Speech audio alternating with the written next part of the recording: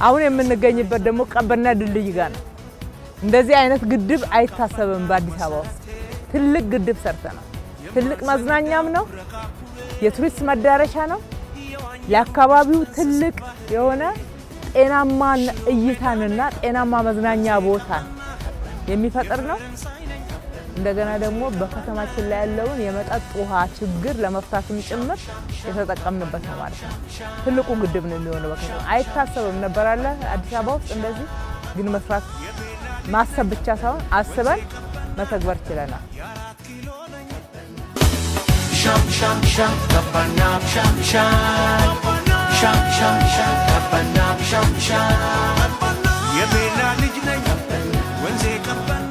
ብዙ አልሚዎች ወደዚህ ብትመጡ ሳትቀደሙ ጥሪ እናደርግላችኋለን። ይሄ ነገ የማይገኝ ስፍራ እንደሚሆን ምንም ጥርጥር የለም።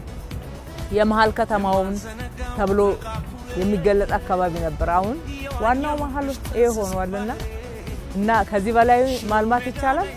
ከዚህ በላይ ልንጠቀምበት ልናስውበው እንችላለን። እኛ በሰፊው ሄደንበታል።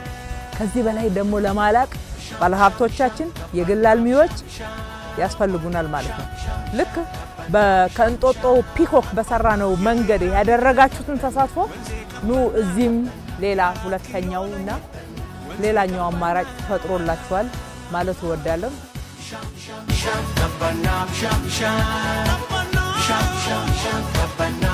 Sham